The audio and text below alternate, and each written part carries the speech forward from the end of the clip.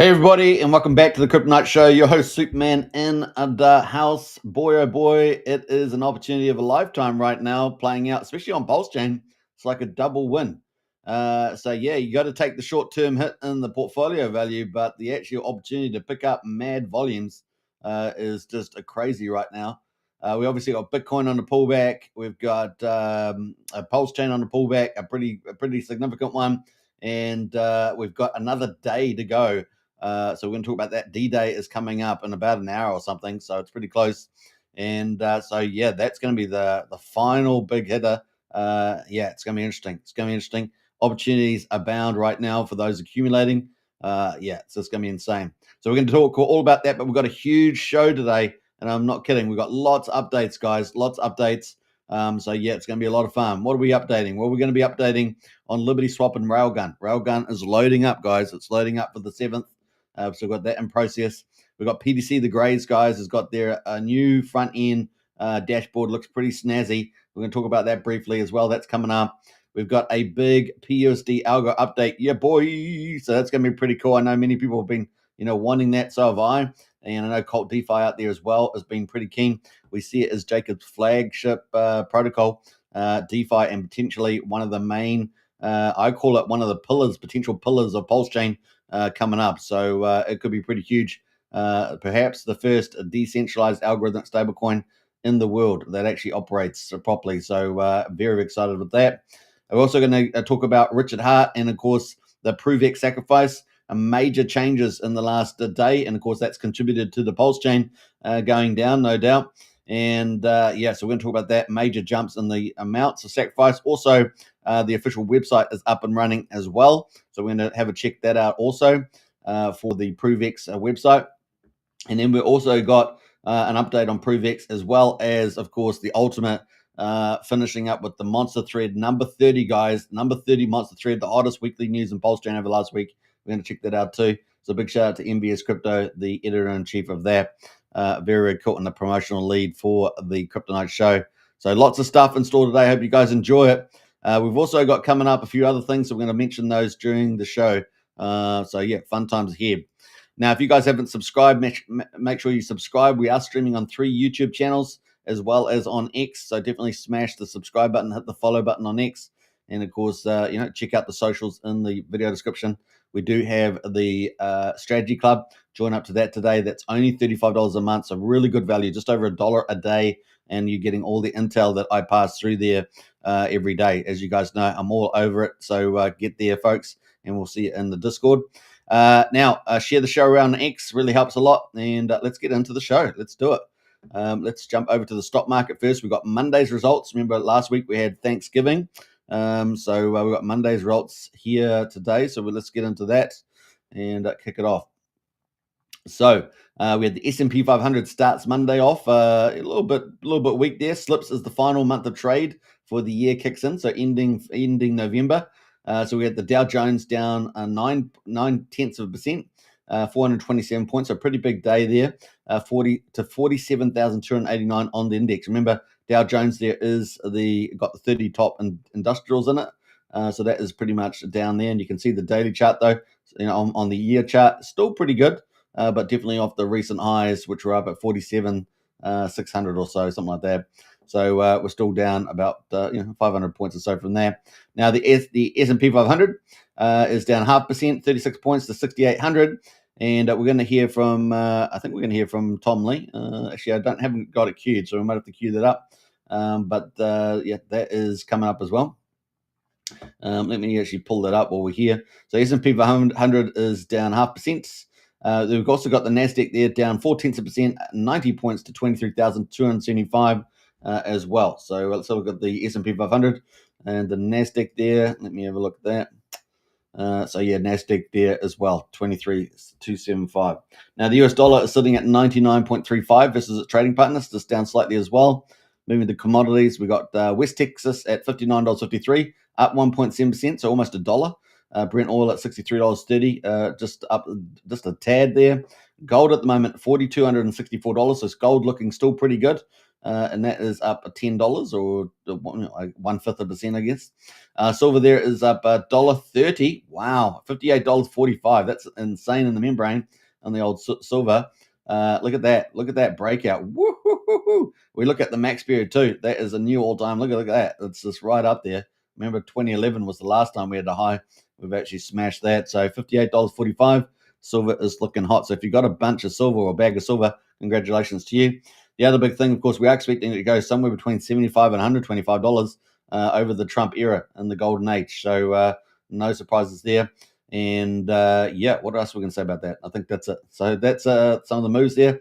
Commodities doing pretty well. So that is some of the big news. All right, so we're going to jump into crypto next, but I do need to bring up the Tom Lee. Let's bring up Tom Lee. Just give me a second to load that up. Who else we got in the chat here? We got Mr. Scarface. Hello there. Good to see you, Mr. Scarface. Welcome. And let's see. Let's see if I can pull up this link here. Just give me a second here. I had everything set up except for the video, and I knew it was something I was forgetting, and it was the video of Tom Lee. Poor Tom Lee. Actually, hopefully this is on. Oh, it's on YouTube too. No, that's maybe not so good. We'll see how that works. Don't know if that's going to play through on the browser. Let's give it a try, shall we? Give it a try. Get rid of the ad first. All right, so I'm presuming you guys are going to be able to hear that. So we'll see. We'll find out. Let's put that at the end, shall we? And let's get into the crypto. Let me close down the old Discord. If you haven't joined the Discord, the link's in the video description. Join up today. All right, so let's get into the crypto markets and see where that's going. Obviously, stock market was down, and the crypto market is down dramatically. So we've still got some some games going on with the old market. So we've got the total market cap down 5.6%. So pretty decent retrace there. Correction is at 3.016 trillion. So still over 3 trillion, but man, quite a slashing in value. Bitcoin at the moment is down 5.2%, 86,500. Ethereum is down 7.7% at 2,800. XRP at number 4 is down 7.6%, $2.03. BNB is at down 7% at $826. Number 5 and number 7 is Solana. It is down 8.3% at $126. Tron at number 8 is down 1.5% at 27.8 cents. And Doge there is down 9.4% at 13.5 cents right now. Those are the top 10. But what's interesting here is that Figure Hallock has flipped Cardano, and that's the first time that has happened that I know of. And that is so that is now above Cardano. Cardano is now at number 12, and we can see the Figure Hallock there. Market cap is at 14.3 billion. That's a couple hundred million ahead of Cardano now. So that's a big switch there today on that number there. Best performer in the last 24 hours, relatively speaking, is Tron, only down 1.5%. Best performer over the last week is also Tron, up 0.5%. Everything else is in the red. So dramatic changes there. Top 100, we got Quant at number 72, up 22%.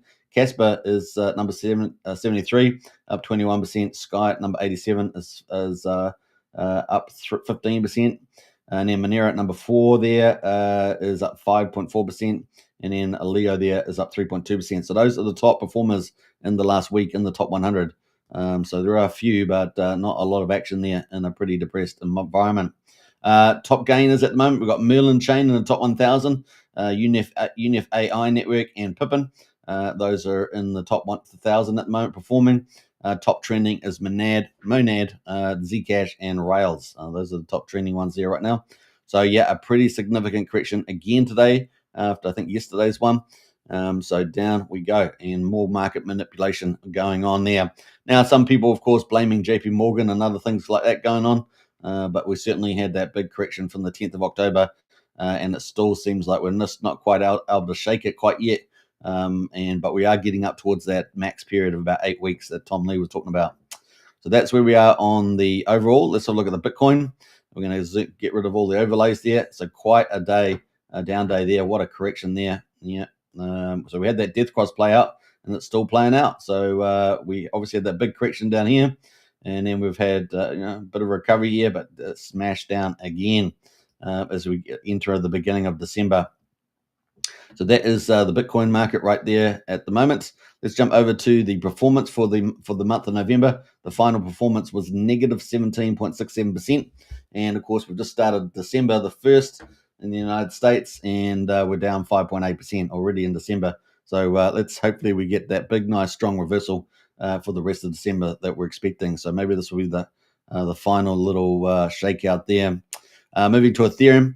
Let's go to Ethereum right now, and we can see Ethereum here also got similar kind of structure here, and a big sell-off down here. In fact, we went down to 27.27, and that's where we are. We've got that death cross playing out, so fingers crossed it doesn't continue to play out more dramatically. Tom Lee, of course, calling 25 to 2,500, but of course we never quite hit that, did we? 26.37 last time. So let's see where we go with that, and hopefully we'll still get a fake out for the end of the year rally that we're still looking forward to. That's still position I'm holding on to there. So let's hear from Tom Lee. Hope that you guys will be able to hear the audio on this one. We got Check My Pulse team in the house there. Woohoo, Superman, a big shout out there. Welcome to the chat as well. All right, so hopefully you guys will be able to hear this. Let me know if you can. I might put this in a little screen there, and hopefully you hear the audio. An officer of Fundstrat Capital, as well as a CNBC contributor. He's a calm person that doesn't get too excited or worried. But this is not a portentous start for December, given what you were thinking. Although I remember last time you were on, Tom, you said good year-end action, but rocky in the near term. You said about 2 weeks ago, and we've certainly seen that. But you still bullish on crypto and stocks going into year-end? I am. I think the biggest tailwind that's going to emerge in the next couple of weeks is around the central bank. The Fed is set to cut in December, but also today is the day that quantitative tightening ends. And as you know, the Fed's been shrinking its balance sheet since April 2022. It's been a pretty big headwind for market liquidity. The last time we had an end to QT, quantitative tightening, was September 2019.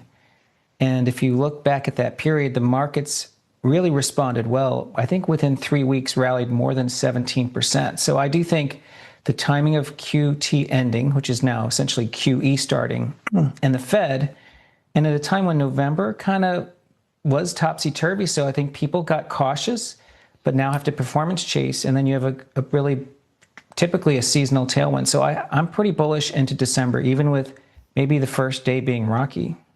Yep. So it's still all about the Fed for you, because I was thinking. So Tom Lee looking pretty bullish, even though we had a shaky start to December.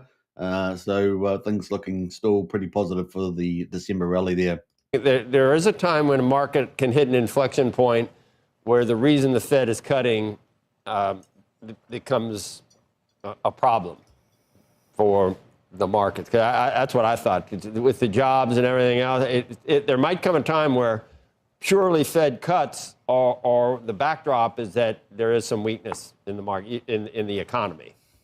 You don't see that? I mean, I'd say that the shutdown put a blackout on data, and I think that created a bit of anxiety because, you know, markets like visibility. But to me, the fact that claims have been behaving and the September jobs report kind of showed a bit of a recovery. I think the labor market's probably holding fine, but the Fed doesn't want that to worsen. But I think the inflation story is actually weakened a lot. So to me, the Fed would be cutting for the right reasons, which is as they look at the next 12 months, the tariff inflation impacts are fading, but there's risk on the job market. So, I mean, I think it's cutting for the right reason, which is, you know, real rates are tightening if they don't cut. Here's what concerned me about a couple of weeks ago, Tom, with the market's behavior, and that was watching all of the AI high flyers dip and drop, and pretty precipitously in some cases, because it looked like the Fed wasn't going to cut. That raised questions about what was happening in the private markets, and it made me start to wonder, okay, are we looking at a lot of business models that don't work if the Fed doesn't continue to cut rates? Are these the business models that are are driving and powering the market right now. That's the one thing that made me sit up and say, that's a little different. Yeah, I think there was a bit of soul searching, Becky, in November, because we know leverage rose, and we know there was deleveraging in some markets like crypto, and we know margin debt's high. And I think that there was essentially a reset in November because the market had a 6% decline, but the AI stocks and the meme names and a lot of other names fell even more. So I think that position reset has been healthy, and I think many fund managers we talked to in November, in the midst of all that, kind of threw in the towel, thought the rest of the year was sort of a write-off, and now if December is strong, there's going to be a bit of performance chasing, and I think that's what you should typically expect in the final weeks of the year. I thought it was when we saw Bitcoin sell off and sort of the high flyers sell off on the notion that Powell got hawkish at that one, whatever it was, that one meeting. And then Williams totally turned that around. And the Fed futures jumped, and it became clear they're definitely cutting again. And we got very little for that. Bitcoin should be back at 100 if it really is totally dependent on Fed easing. And if it's a debasement trade, which people say it is, we didn't get much. For now, everybody, you're sure that they're going to cut now. There was a time where we thought they weren't going to cut. What do we get for going back to cutting mode? Yeah, I mean, Bitcoin and crypto have been disappointing because they really took it in the gut in mid-October and then kind of got hit again when, you're right, when the odds of a Fed cut dropped. Bitcoin fell, and then now that the odds have recovered of a cut, they haven't quite recovered. I mean, I think that's still the lingering effects of that deleveraging that happened on October 10th. It's not that different than the wipeout that happened in 2022 with FTX. That took 8 weeks, so we're kind of emerging from that. That's 7 weeks in the rearview mirror, so maybe in another week or two, I think crypto has fully washed out, and that's when it starts to participate. Yeah, wipeout's a bad word. So some exciting opportunity there, maybe with another week washout, and obviously we've got the Fed meeting on the 10th, possibly a meeting on Friday on the 7th. So that is kind of setting us up for that big rally into December. If you could pick another one next time, Tom, yeah. we don't. You had very aggressive targets for the S&P and Bitcoin by the end of the year. I mean, it'd be crazy to hit the Bitcoin target, for example. I don't know what that was. But 7,000 on the S&P is still something you think that can happen this year? Yeah, I mean, 7,000 is only 2% for S&P. From here, I think 5% or maybe even 10% is possible in December. So I think a 7,200, 7,300 is likely for S&P. I ask you not to do that. You're giving me a target and a time. Don't. It's not good for your career. Don't do that. You're going to be wrong one of these times. But you don't care, do you? You've been right enough. Well, I'm just looking at probabilities. But you're right. We've been wrong plenty of times, Joe. So I'm okay being wrong too. Okay. I never have been, really. I don't think so. That would be a big shocker. It does. It happens to all of us. How about Bitcoin? Would you think you'd be happy with 100 if it got back by the end of December, wouldn't you? Yeah. In fact, I think it was looking good, like you said, over the weekend. And then we got a decline, sorry. Maybe because the Bank of Japan looks hawkish. Yeah. But I don't think the 4-year cycle, I don't think the Bitcoin high is in place. But you're right. We were too optimistic about this happening by December. But I do think Bitcoin can make an all-time high by the end of January. So I don't think we should think the highs are in place for Bitcoin or Ethereum or crypto. So a lot of it's going to depend on equities recovering, which we expect it to. And that helps the animal spirits. And I think a new Fed chair will help. And we have, as Becky said, when people got worried about a hawkish Fed, that kind of hurts the discount models, the discounted cash flow models like AI models, but it hurts crypto models too. So if we have a dovish Fed, that's really a tailwind. Tom, is there a point, though, Joe and I were talking about this in the last block, is there a point where a Fed that's too dovish scares the markets because they're worried about inflation? Yes, the markets don't want the Fed to lose credibility, and and the bond market will kind of protest if the Fed is too dovish. But I think when I look at Fed fund futures, especially implied inflation, the bond market's more dovish than the Fed. So it looks like the Fed is behind, and that's why I think cuts are necessary. Are you in town? Where are you? Yeah, it's pretty. I was just thinking the same. All right, so that was Tom Lee. So still looking pretty optimistic into the Christmas rally and obviously into January as well for new all-time high for Bitcoin. So we know that this can happen pretty quickly, just like we're getting this massive hit to the downside. So that's kind of where we are right now. Obviously, we've got the Fed meeting coming up on the 10th, potentially emergency meeting before that. Now, obviously, I've got to check my pulse here. We're talking about Powell may resign tonight. That was also put out, that rumor. But as far as my best knowledge that I've seen so far is that that is not going to be the case, and that he will stay in place. He will not resign this year for sure. But like, things can change pretty quick. But at the moment, that's kind of the best information that I've seen. So yeah, but we do have the meeting on the 10th. That's counting down, and of course we are expecting a more dovish Fed and in favour of the rate cuts. So as Tom Lee pointed out, the bond market's already more dovish and heading towards that rate cut, which is bullish for the markets, right? Especially after the retrace that the stock market and crypto have had. So yeah, let's see if we can pick up some pace leading into, or at least after the Fed on the 10th. So we'll find out. All right, so that is the market update there. So nice little update there from Tom Lee as well. Now we're going to get into PulseChain. We've got a big update for PulseChain. So stick with me because we've got a lot to go through. So yeah, we're going to be talking about Liberty Swap and RailGun. That is loading. We're going to be talking about the Grays, PTC the Grays. The new dashboard looks pretty amazing. We're going to get the PUSD Algo update. This is hot off the press. So we're going to go through that. We've got Richard Hart's new website for ProveX. We're going to look at that as well. That's just came out in the last 24 hours. And then we're also going to give an update on ProveX day number 20 results. We're coming up to D-Day in only about maybe an hour or something. It's not far away. You're an hour and 22 minutes. We're coming up to D-Day. That is day 21. That is the final day of the base rate being at $1 for 10,000 points. What will the whales do? Are we going to see some big, giant moves? How will that impact PulseChain, already under pressure with the price retraces? This is what we expected to see. This was the most probable event, and this is what's happened. But it's also coincided with the crypto market also having a big retrace today as well. So it's a double hitter on the old PulseChain. And we've still got another day ahead of us for this to play out. So we're going to see it. It's going to be pretty crazy. Also, we've obviously got the monster thread coming out that just came out as well, the hottest weekly news, and we're going to check that out too. So it's going to be quite a show. We're only 23 minutes into the show, so we've got plenty of time to run through this. Get any questions, any comments that you have in the chat there as well. Really appreciate that. And don't forget to smash the subscribe button on the YouTube channels. We are streaming to 3 YouTube channels, something like 14,500 followers. So a big shout out there to all the followers there. I do appreciate all your support. On X, of course, rebuilding X since our last channel was taken down, but you guys are helping to rebuild it. So just smash the follow and spread the channel around. That really helpful there. As you guys know, the only large PulseChain channel that is doing daily shows every day, and I've been streaming for about 6 years on Hex and now PulseChain, of course.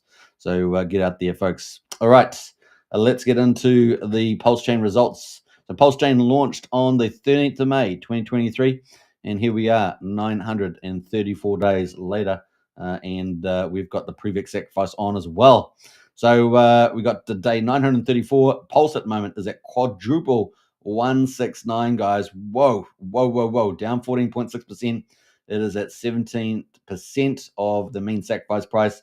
Remember, the whales price was 4,100, and here we're at 1,690. So even the whales there, well out of the money there. PulseX quadruple 011 is down 15.5%, sitting 11% of the mean sacrifice price. And if you're asking about discount, well, what a buy, what a steal, what an opportunity aligns for those that want to pick up large volume bags on the old PulseChain. Pretty sweet, I should say. Now, burning at the moment, 8.19%. So we've gone up a little bit there. 8.19% of PulseX is being bought up and burned. We've had very low volumes, particularly over the ProveX sacrifice period. So almost 20 days. I'm not sure if it's all of them, but just about most of those days have been about $5.5 to $6.5 million of trading volume, weekday or weekend. Doesn't really matter. That's where we've been. So incentive token at the moment, 63 cents. Sorry, yeah, 63 cents right now, down 17%. And of course, we've got Hex on PulseChain. This is your opportunity, guys. That maybe tomorrow is even better because tomorrow is going to be D-Day and starting in an hour and 22 minutes. So we're going to find out. But it is at 32 hundredth of a penny, and it is down 18%, 18.3%. Hex is down from, well, I think we were sitting at what, 12, 13. I think it was 12 hundredths, 12, was it 12 hundredth of a penny? We're now at 1/10 of a penny right now for EHEX. Combined price of EHEX and PX, get this, guys, 41, almost 42 hundredth of a penny. So well below 0.5% there at the moment. So those are PulseChain, and it is an opportunity to get mad volumes right now. Gas prices is at 254,000 beats, 0.2 of a penny for a PulseX swap. Validators right now, 52,357, pretty similar to what we've had the last 3 or 4 days by my count. And going to the bridge, let's have a look at the bridge value. We've got 79.6 million, so we've dropped below $80 million there, and we were sitting pretty much around for many days around 82 to 83 million. So we've dropped down below 80 million there at the moment. Now I do have a snapshot, as you guys know, so we're gonna have a quick check of that. I wasn't planning to do that, but we're going to do it since it's down. So just over 2 weeks ago, so on the 16th, so let's say 16 days ago, we were at 85.9 million. So you can see that we're down about maybe $6.3 million in value on that bridge based on GoPulse numbers here. We had 6,300 ETH. We now got 6186. So we're down about 140 ETH there. We've also had a flippening. So DAI has flipped Ethereum to take the top spot there. So DAI was 18.7 million. We're now at 17.4. So we're down about 1.3 million in DAI. So that's probably even more important there. We've got USDC there sitting at 15.4. So we're now at 16.1. So this is the good news. So while we're down on ETH and DAI, we're up on USDC. USDC was 15.4. We're now at 16.1. So we're up about just over $700,000 on USDC there. So partly offsetting that DAI down. EHEX was 13 million. EHEX is now at 10.3 million. So we're down 2.7 million in value on that. The volumes we're up slightly on the volume, about 70,000. 70 million EHEX. Coast is pretty much the same. And USD Tether there was 5.3. We're now at 5.336. So we're actually up about 26,000 on USD Tether. So ETH and DAI down, USDC and USD Tether up, but not enough to offset the DAI and the ETH down. And of course, a big drag in value has been the EHEX collapse. Remember, EHEX rallied back in the day up to 0.3 of a penny, and now it's at 1/10 of a penny, and that is a big mover in the bridge value there. So we were, up around 120 million. And here we are when the EHEX was up at like 0.3 of a penny, and here we are down at 79.6. So EHEX does make a big move on that as well. All right, so let's have a quick look. Let's pull up Pulse coin list. I hadn't done that either. I was trying to think of everything, but apparently I didn't. Pulse chain list, sorry, chain stats. We're going to go to that. We're going to bring up the bridge values and see what the snapshot. Now we've got a new snapshot coming up in about an hour or so, but always miss the timing on that. So let's go to bridge stats and look what yesterday's flow was. And before the carnage, did we have some positive flows? I think we did, but we'll find out before the carnage today. Yeah, so before the carnage, we had 175k net inflow. So that was the first net inflow we'd had for some time. But unfortunately, post that, we had the market correction. So that was pretty much wiped out. So there we go. We'll see what today's is. But obviously with the ProveX sacrifice, there's a chance that some of it rotated back to Ethereum. Now, you can obviously sacrifice directly from PulseChain, but people often route around as well. So we'll see where all that lands. That's probably only in about an hour and a quarter away, I think, for the next update. All right, so let's get into PulseChain and look at the volumes on that. So PulseChain volumes at the moment, 10.8 million. So, I'd said, we've been doing about 5.5 to 6.5. Well, we got a better day today, 10.8. But it is a down day, so it's just not so great. We do have a little bit of a bounce back in P Tiger, taking out number one spot, up 13%, up 24% in the last 6 hours. Now, I did call a top on that, so if you haven't joined Discord and Strategy Club, join up today. Links in the video description and pinned to the top of X. So there it goes, and it has had a nice bounce there. Now it was didn't get to fully oversold. It got down to around 34 on the RSI and has bounced from there. So that's nice to good news there. Now obviously we want all projects to do well, but that was well overheated on that chart there. All right, so now we've got the price at 45/100th of a penny, almost back to half a cent. Almost tried to get back to half a cent, got rejected and back down there. So that's from Tiger Crypto God. We've got Anon, PulseChain Anonymous there, been around for 16 days, up 11%. We've got GoPulse sitting at just below 7 cents at the moment, up 5% as well. We've got Sparta just up a tad there as well, and it's sitting at 1.9 cents. And then we've got a few other little green ones here, Phoenix, PMX 500 up just a little bit, and UFO as well. Everything else is pretty much out of the money in the reds, and we've still got Volt though, not too far away. Volt, of course, looking like it potentially could be one of the blue chips on PulseChain. And as I said to you guys, I'd love to see 6 blue chips by the end of the year on PulseChain, and that would be great. That'd be a great foundation entering into next year. I'm going to go through a list of what I think those are. Right, so many of them I think are fairly obvious, but we're going to go through that as well. All right, so at the moment, Volt's sitting there waiting for that to launch. So that's got to be coming up pretty soon. Obviously, you also want to time the market sentiment. So it'd probably be well worth waiting until we get, even if you're ready to get the markets back on a little bit of a green run, at least a couple of days, to get that right momentum and get the good feelings back, the good vibes. Markets are humanity, psychology to a lot of degree as well. All right, so that's pretty much everything else there. We had a little bit of a bounce here in X game, or it's actually not a little bounce, but it's down 5.8%, but it's not too bad there, 1.4 cents on the old X game there. Everything else is pretty much down, so no surprises there. Everything pretty streets are red at the bottom there. So what's at the bottom? Well, we've got a couple of these humpback protocols. So that's humpback holder or hold token down 34%. Also, apparently the founder of Peacock, and that's down today on the daily there. You can see that after a nice little rally on the old hold. What else is down? Scouter's down 23% from Nuke the Supply team. I believe that one is, Nuke Supply, and that is at 1700th of a penny at the moment. So just down a little bit there. Made a little rebound yesterday. That good feeling from yesterday, apparently. What else there? The one sacrifice, which is obviously in the leaderboard on ProveX, that is down as well, 22%. And that I don't know. We'll see what happens tomorrow when that closes off on the final base day. May just march through it, because obviously the sacrifice doesn't end until the 10th of January next year. But that is ticking away there.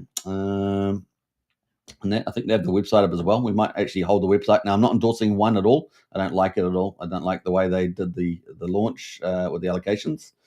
So not endorsing this at all, but they do have their balances up here. So we're going to keep that open just so we can check that out later on. But other than that, not endorsing it. Just being very careful there. Not that I endorse tokens, but that is definitely not one that we're going to be supporting them. Time dividend there at the moment, down 19% right now. Real steel on it, 9mm as well, down as well. Now, these are the ones that will reverse real strong when PulseChain gets back to the upside on an uptrend. These will reverse really nicely because these have got all the volumes going through them and they earn fees and all the rest of it, right? So at the moment, these are your discount. If you're looking for some of the big protocols on PulseChain that are going to do, probably very, very well indeed on the reversal, then, picking the bottom of these off with large volumes is a pretty good steal there. So just a couple of thoughts there. Everything else is down. OG WebShift down about 17%. Just about all these other popular ones are all down. Peacock at the moment is down 15%. But this is obviously we're going to be talking about RailGun, so we're going to probably finish here. But actually, the pulse ratio is actually holding pretty well at 510. So the pulse ratio is very important there. So if you're looking at these charts with the US dollar, keep a lookout for the ratios to pulse as well before you make any decisions, and also the RSI as well. And just remember, we've got only another day to go for the base rate. And then I think even though we've got to increase with that for the ProveX sacrifice after that, the first couple of days will certainly get contributions, but it should slow down pretty quickly there.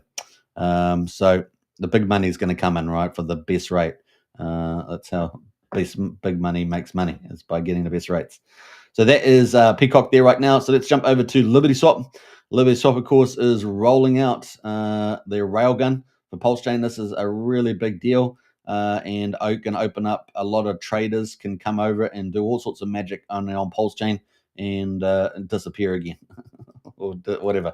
They can do whatever they want. But RailGun Shield Balance will create an ideal trading setup for PulseChain.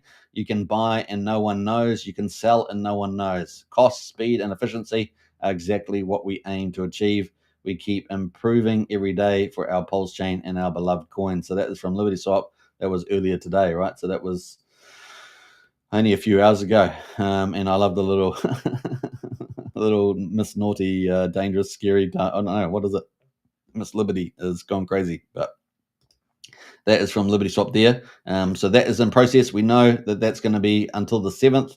RailGun is going to be hitting PulseChain, and it is a process. It's apparently about 36-hour process to get everything ramped up and tested, and it's tested, but operating and reducing any attack vectors and stuff like that. So that is Liberty Swap. So RailGun is coming, guys. So that is good news. Even while the charts are down, we've got some significant infrastructure rolling out on PulseChain.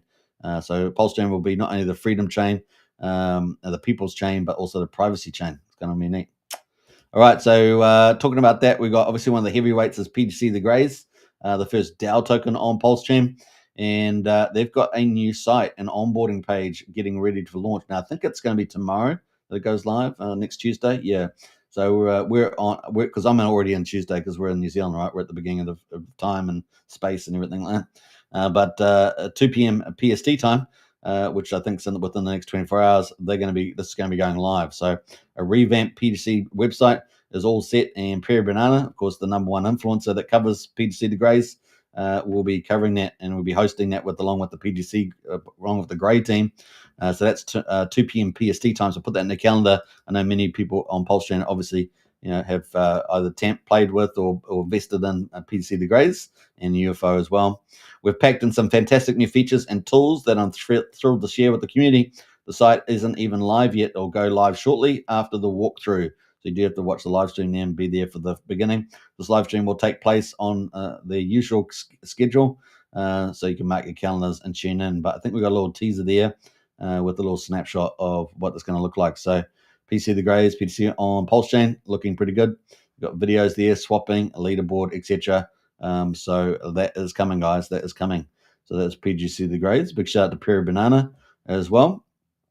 And looking good there. Yeah, I'm super excited for everyone to see the new site. It has several key elements that many will appreciate, especially the data tracker types. Plus, the site offers the opportunity for holders to be compensated for their onboarding efforts. I think the side hustle. Oh, really? Well, that's pretty cool. All right, very cool. Very cool.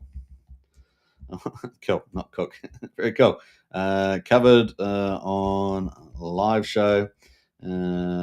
And can't wait for the launch.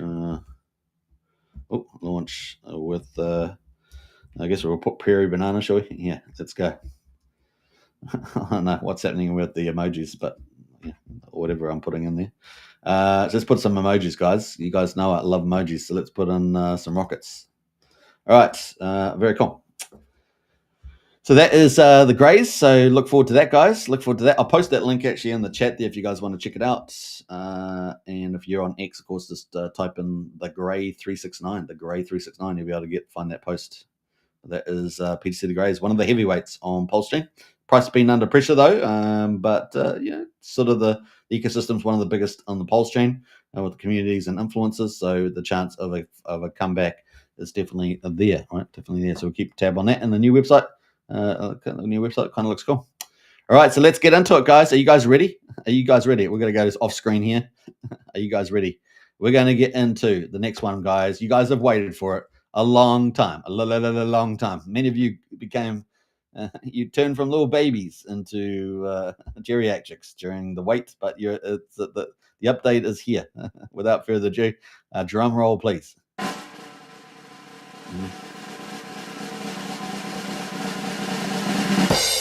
Ta-da! All right, so PUSD Algo, guys. We got an update now. It is on a whiteboard, but hey, look, can't have everything looking professional. But we got the update from Telegram. This is hot off the press from Jacob. Woohoo! So Jacob, of course, arguably the world's best peer-to-peer developer in the world. We're lucky to have him on PulseChain. And he is currently building out 3 main protocols in 3 different categories. He's got the Mafia game. He's got the decentralized casino. So he's got Mafia. He's got decentralized casino, on-chain bet, which we covered yesterday. We had the best rates here. I don't know, maybe running out soon. And of course, we also a PUSD Algo, which is a DeFi protocol, and arguably could be the first algorithmic stablecoin in the world that actually works. And so we're excited about 3 juggernaut projects, and presumably they might all come together somehow as well. So it's also going to be multi-chain, omni-chain aspects to it, and yeah, we're excited about it.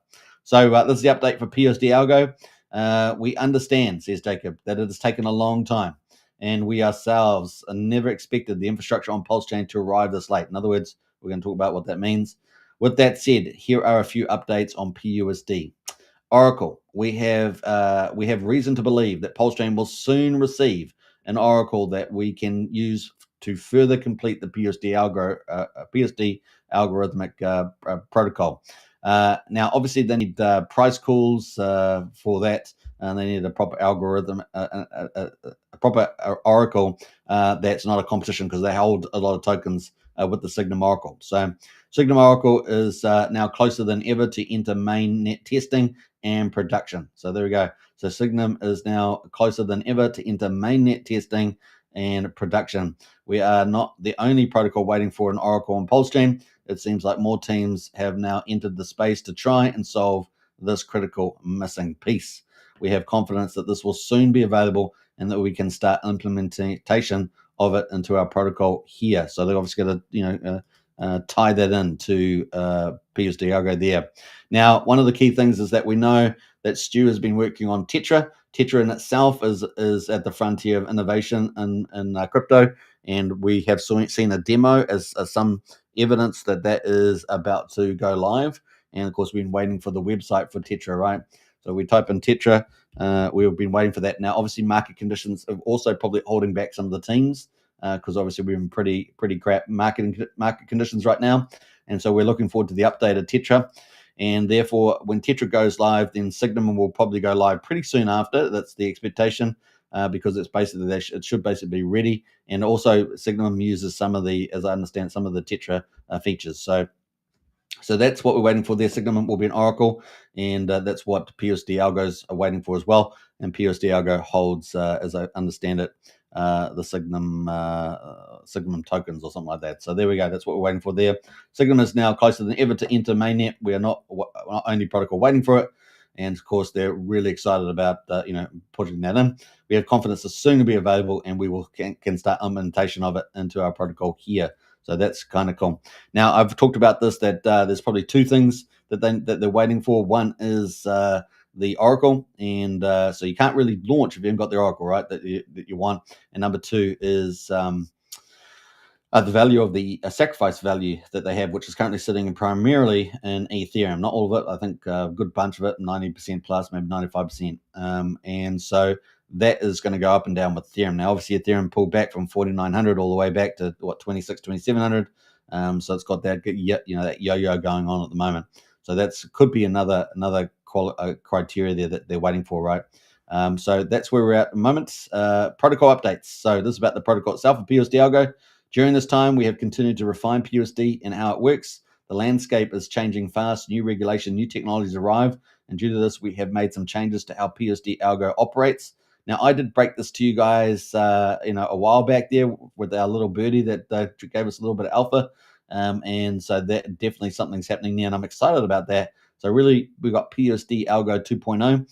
We do know that Jacob hired some devs either at the beginning of this year or the end of last year, and I believe it was possibly the beginning of this year, to actually complete PUSD Algo technology for go live.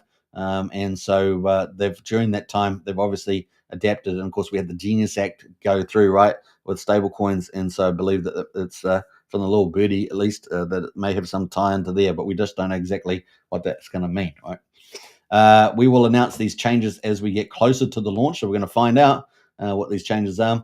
Ultimately, all implemented changes will serve to make the tokenomics and functionality of PUSD PUSD stablecoin better or more secure, the core mission we set out to solve, we still remain intact.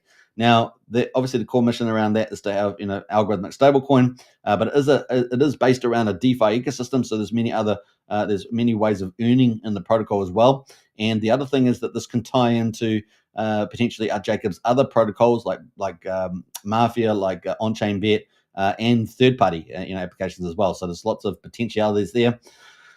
So yeah, pretty excited about that. We will announce these changes as we get closer to launch. Ultimately, all implement changes will serve to make tokenomics and functionality of PSDL better and more secure. And of course, that mission there. Now, in the bigger picture, there's a thing called the stablecoin trilemma, and of course, that's what the algorithmic stablecoin is supposed to solve, the third part of that trilemma, which hasn't really been solved yet. So, and that one of those two features of that is scalability. And of course, with the liquidity forks, we've seen a limit on scalability, especially, obviously we've had pretty down markets, but we do have that risk as well. And then you also have, the overall health of the liquidity forks as well. So yeah, this is pretty cool. So hopefully we're heading in the right direction here. And this is just another thing that can put PulseChain on the map, right? Having these sort of frontier protocols on PulseChain, having the first algorithmic stablecoin, basically Terra Luna done right is the kind of the idea there. So we're holding on to this vision. That's why Cult DeFi and myself, we see this as Jacob's flagship protocol, right? We're very excited about that. Audits, as capital will get locked up in smart contracts, we need to make sure the contracts are as secure as possible. This requires expensive and time-consuming audits. Due to the already extensive timeline, we decided to implement already existing components from other stablecoin products to essentially have pre-audited and market-tested features. Well, we're glad about that. This saves our reduced cash supply and also a lot of time. Fantastic there. So, hats off for that. I think that's a great move on that one.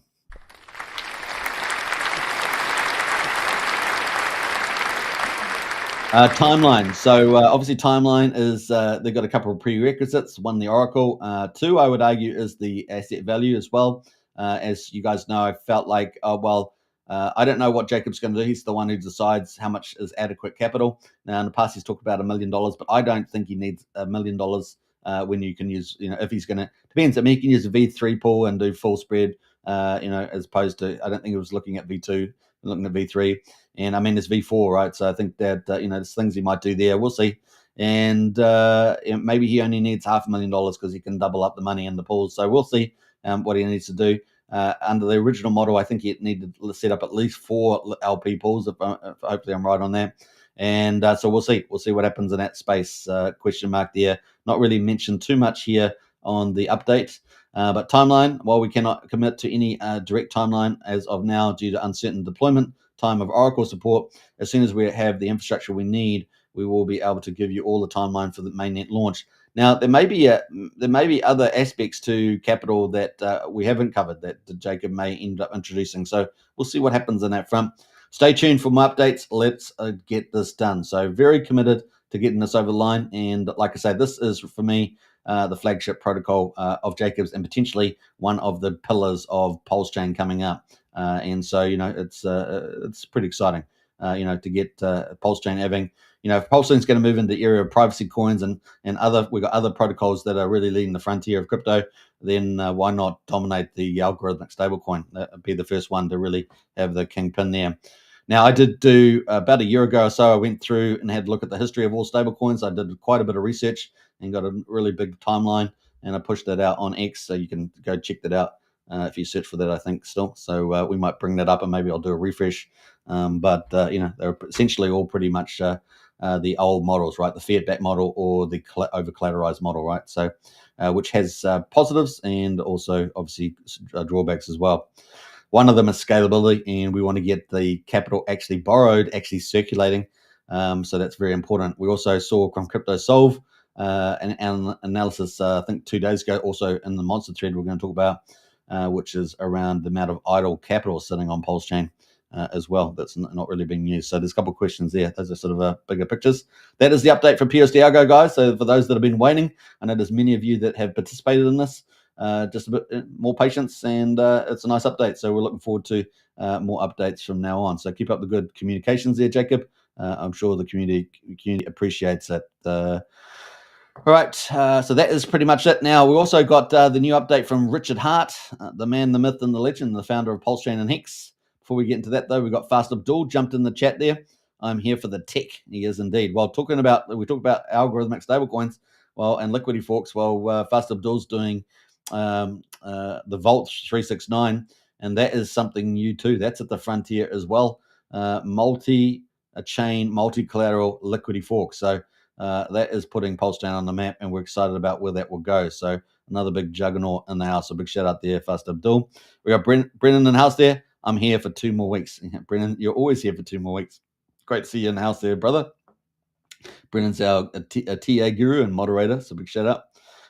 Smash the likes, press the share, press X, press post. Do it now. Streaming is hard work. Yeah, thanks for that, Fast Abdul. Appreciate it. And get it out there, folks, and reshill the channel. That's the link there on X. Hit the repost button. Take a moment to do that. Thanks. All right. Richard Hart here put this out from ProveX. So we got ProveX here. ProveX.com is up. So there we go. ProveX. The website is up there. So let's have a look at that, and we can see that it's looking shiny. Looking shiny there. Richard Hart said what? Richard Hart said he said site looks cool. So it looks cool. So that's the one there, and it looks like we got 1 day until 6.25% rate increase. Trust is dead. Long live ProveX. There we go. Trust is dead. Long live ProveX. We got the stats. We got the sacrifice page, and we got learn now. We're building software to kill the crypto exchange, the biggest middlemen men of all, using proofs. So this is the goal, guys. You're wondering what the vision is? It's to kill the centralized exchanges. And it's going to take a lot of communication to do that, but the technology to base it on is here. That's the argument there. This is just the beginning. ProveX can replace middlemen across every industry. Obviously, the exchanges are a top target there. So pretty cool. Now, we did see some pretty interesting news here, so we're going to talk about that in a minute. You are sacrificing your coins as a political statement. To make a political statement, you believe in capitalism, the removal of middlemen, and replacing trust with proof. You are sacrificing your coins to prove you are serious about this belief.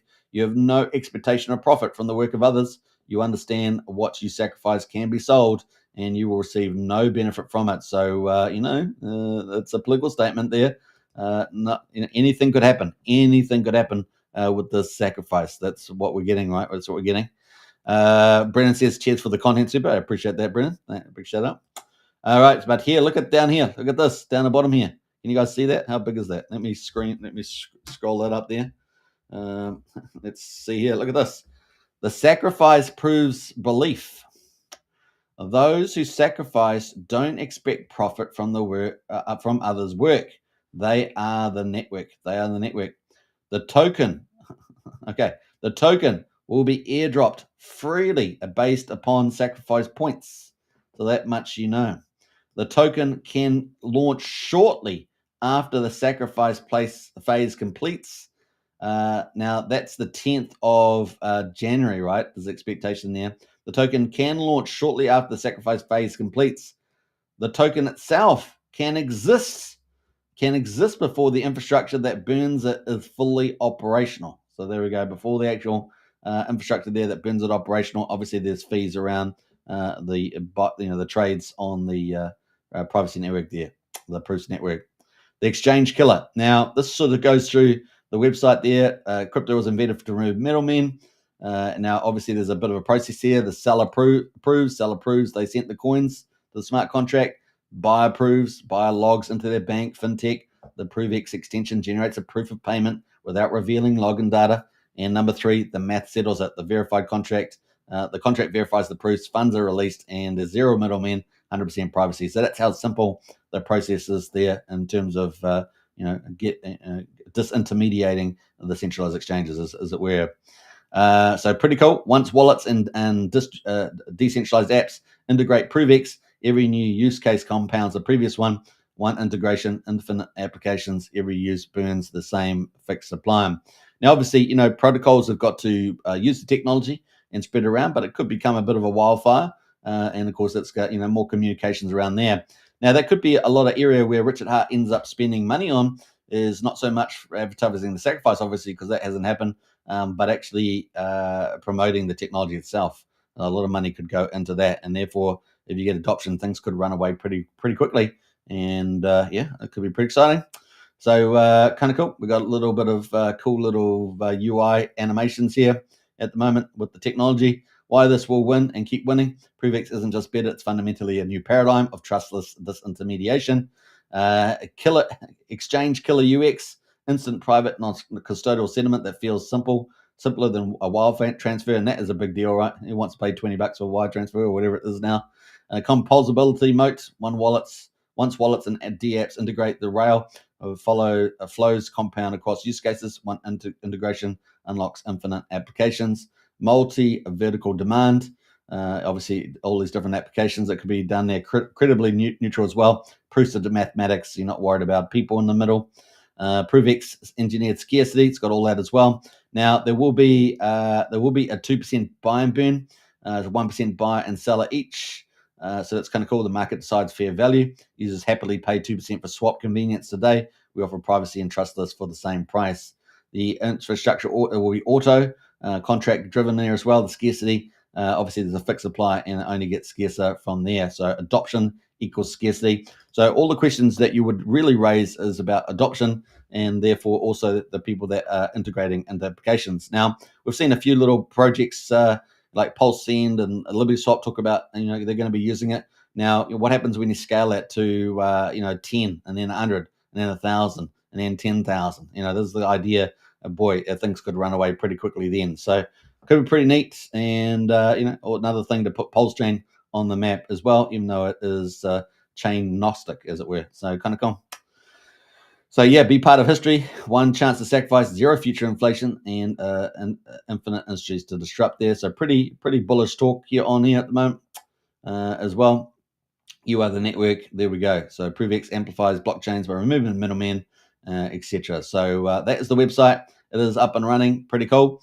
And of course, we've got that is ProveX.com, and that is from Richard there as well. So I'm going to post that link in the chat there if you guys want to check it out.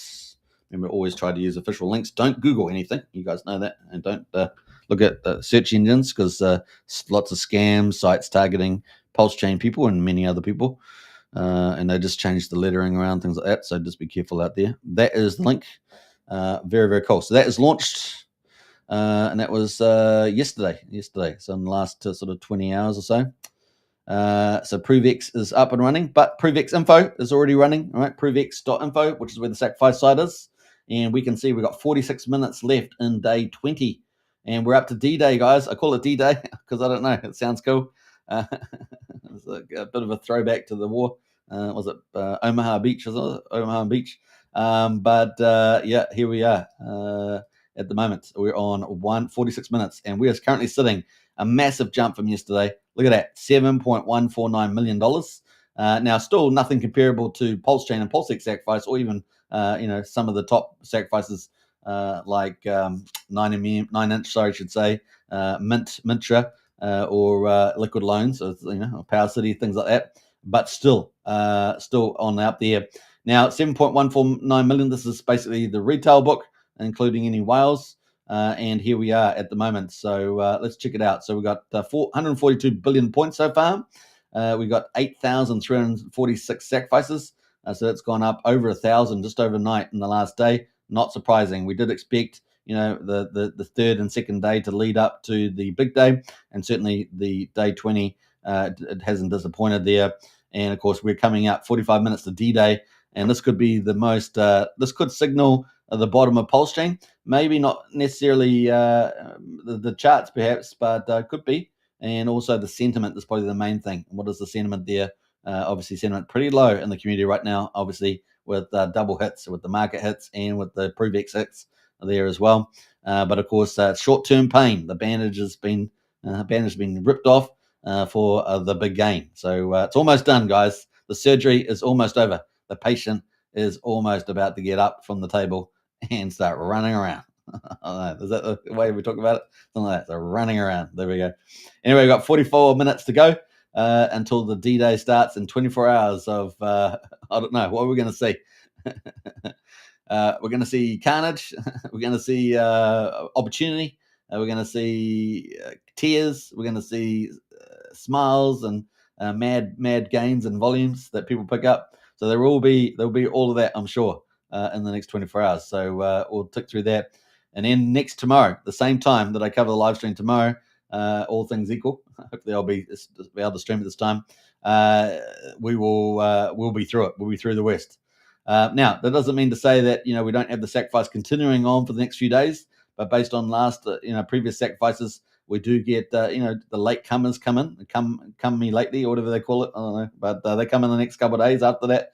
But they're paying a much higher price, right? So instead of 10,000 points for $1, they end up paying 6.25% more each day additively, and it gets up pretty quick. So by the time it gets to about $1.50, it is day 28, right? So a week later, it's $1.50, and we definitely see things slow down before that. So that kind of ticks away there. So we'll still see some sacrifices there, but tomorrow is the big day. That's the day that we're expecting the big money to come in, the big smart money, the whale money. They don't like paying extra 6.5% or 12%.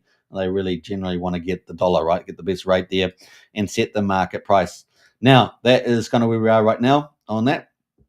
Now, so that's the play there at the results. So we're almost down to the end of day 20. At the moment, we've got the ProveX pool at number 1. That's the 3.2. Remember, yesterday it was about 2.8 million.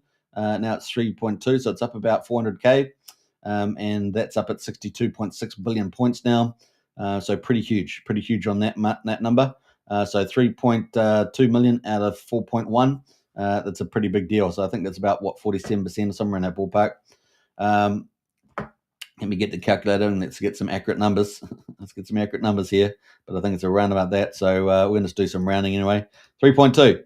We're just going to round it. Divided by, what do I say? 7.1. 7.15. Let's just do that. So yeah, about 45%. Let's say 45. So it's dropped a little bit. 45%. And the reason why it's dropped is because we've got a couple of new entrants in there, right? So some of our old entrants here, the number 4 and 5. We're up at number 2 and 3. They've dropped down, and now we've got 2 new entrances here. We've got 25DD and 9CO2 coming in here, 156K and 90K. So that's kind of the play right now. Let's jump over to we got the number 1 sacrifice, which I'm not endorsing at all. I don't like the allocation, the way they set this all up and everything. This is B Roots and Moon King and whoever else set it up. But at the moment, they have 79,000 sacrifice. They've already accumulated with their taxes, the 5% trading tax at $1,300 there. So 79, that's sitting right here at number 4. So they're sitting in number 4. That is the number 1, but we're not supporting that one at all. So that is right now. Now the ProveX pool, which we said is number 1, ProveX pool. I think I've got that listed here too. That is the number 1 right now, right? So you can see they're top dog. So they got 673 users in the pool based on this, and $3.25 million. So they're number 1 right now at the top here. So if we looked at number 1, number 4, we've got 2 new entrances here, number 2 and number 3.